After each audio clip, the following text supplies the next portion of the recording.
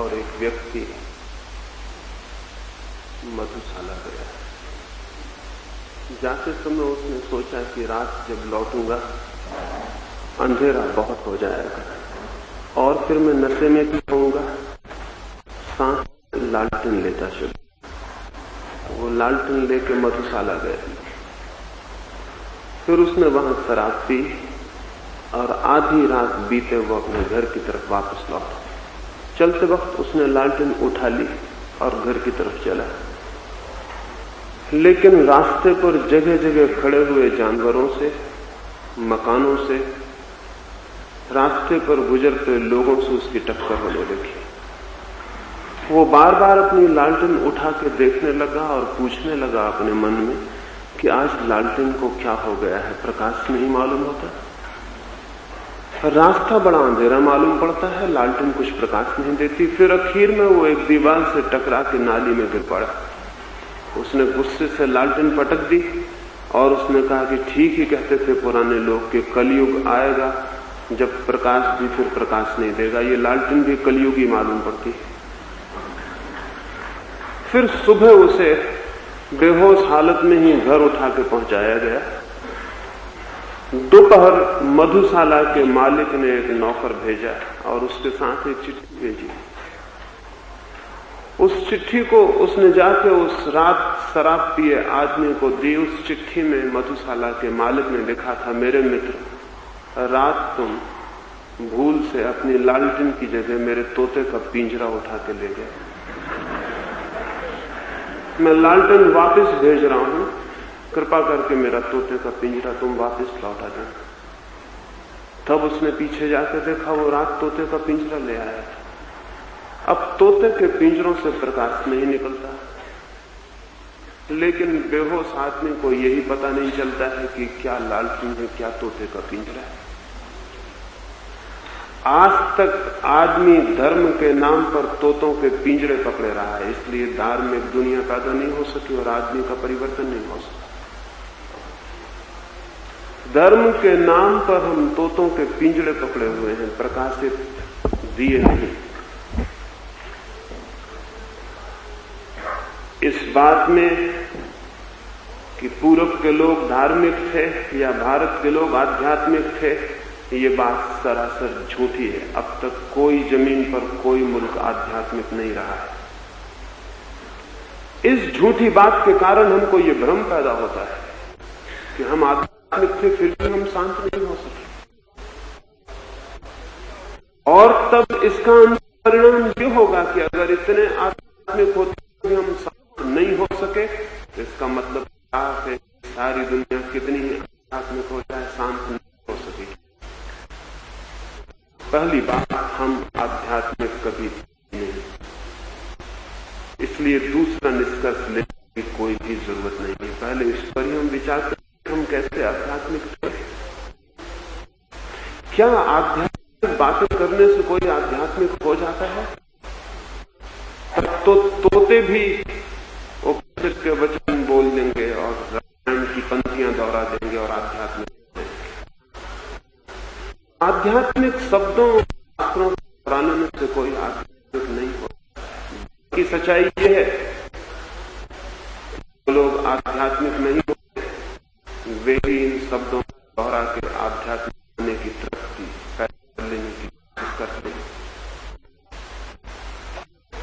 इधर 3000 वर्षों से हमारे देश को ये बुनियादी भ्रम रहा है और उस भ्रम के कारण हम रोज रोज पतित होते गए हैं। ये पतन आध्यात्म के कारण नहीं हुआ है, ये पतन आध्यात्मिक होने के भ्रम के कारण हुआ है। अगर एक अंधे आदमी को ये ख्याल पैदा हो जाए कि मेरे पास आंखें हैं, तो उस अंधे की क्या हालत होगी? वो जगह जगह खड्डों में गिरने लगेगा और तब वो कहेगा कि बड़ा कंट्राडिक्शन मालूम होता है, मेरे पास आंखें हैं फिर मैं गड्ढों में क्यों गिरता हूं? और तब वो ये कहेगा कि फिर निश्चित है दुनिया में आदमी हमेशा गड्ढों में गिरते रहेंगे, क्योंकि आंखों के होने से गड्ढों में गिरने से कोई रुकावट नहीं पड़ती। लेकिन उस आदमी को जानना चाहिए जो गड्ढों में गिर रहा है उसके पास आंखें नहीं होंगी। आंखों के होते हुए गड्ढों में गिरने का कोई कारण नहीं। गड्ढों में गिरना और आंखों का न होना एक ही अर्थ रखता है। एक बीमार आदमी को यह ख्याल पैदा हो जाए कि मैं स्वस्थ हूं, तो फिर उसका उपचार भी नहीं हो सकेगा। एक मरे हुए आदमी को ख्याल हो जाए कि मैं जिंदा हूं, तो बात खत्म हो गई। भारत के पतन में जो सबसे बड़ी बात काम करती रही है वो ये भ्रम कि हम आध्यात्मिक हैं। ये भ्रम कैसे पैदा हो गए? इस भ्रम के पैदा हो जाने के कुछ कारण हैं। पहली बात, दुनिया में अभी हम सारे लोग हैं, 2000 साल बाद हम में से शायद किसी का भी नाम स्मरण में नहीं रह जाएगा, लेकिन गांधी का नाम स्मरण में रह जाएगा। 2000 साल बाद लोग सोचेंगे कि गांधी के जमाने के लोग कितने धार्मिक थे। वे गांधी के हिसाब से सारी दुनिया के बाबत विचार करेंगे, और गांधी बिल्कुल अपवाद थे, एक्सेप्शन थे। गांधी नियम नहीं थे। गांधी हम सबके प्रतिनिधि नहीं थे। गांधी हम सबसे उल्टे और विरोधी थे। लेकिन 2000 साल बाद हम जो कि प्रतिनिधि हैं, असली आदमी हैं, ये भूल जाएंगे, और गांधी जो बिल्कुल अकेले हैं वो याद रह जाएंगे। और 2000 साल बाद लोग कहेंगे गांधी के जमाने के लोग कितने अच्छे थे। ये बात बिल्कुल झूठी होगी। गोंड से तो हमारा प्रतिनिधि हो भी सकता है, गांधी हमारे प्रतिनिधि बिल्कुल नहीं।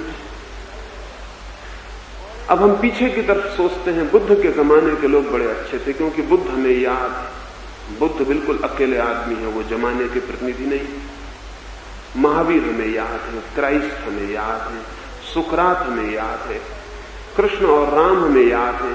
उनके आधार पर हम सोचते हैं कि उस जमाने के लोग कितने धार्मिक और कितने आध्यात्मिक थे। ये सारा तर्क अत्यंत मिथ्या और झूठ है। ये एक आदमी के आधार पर सभी लोगों का निर्णय लेना है, ये बिल्कुल गलत है। सच्चाई इससे उल्टी। सच्चाई यह है कि बुद्ध अपने जमाने के प्रतिनिधि नहीं थे।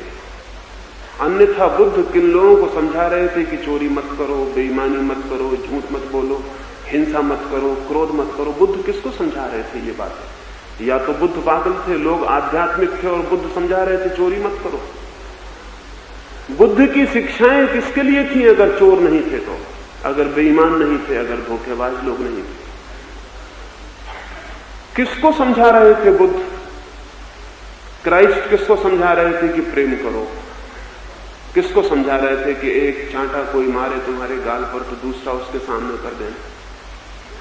आध्यात्मिक लोगों को। ये बातें उन लोगों को समझाई जा रही थी जो मानते थे कि कोई एक आंख तुम्हारी निकाले तो तुम दोनों आंखें उसकी निकाल लेना। ये लोग आध्यात्मिक नहीं थे। पृथ्वी पर आज तक कोई कौम, कोई समाज, कोई राष्ट्र आध्यात्मिक नहीं रहा। लेकिन इन लोगों के आधार पर एक भ्रम पैदा होता है कि पिछले जमाने बहुत आध्यात्मिक थे। मैंने बहुत खोज की कि कोई ऐसी किताब मिल जाए जो ये कहती हो कि हमारे जमाने के लोग आध्यात्मिक हैं। ऐसी किताब मुझे नहीं मिल सकी। दुनिया की सबसे पुरानी किताब चीन में उपलब्ध है, जो कोई 6000 वर्ष पुरानी होगी। उस किताब की भूमिका में लिखा हुआ है कि आजकल के लोग बहुत पतित हो गए हैं, पहले के लोग बहुत अच्छे थे। ये पहले के लोग कब थे? ये पहले के लोग कभी थे या ये मिथ? ये केवल कल्पना है।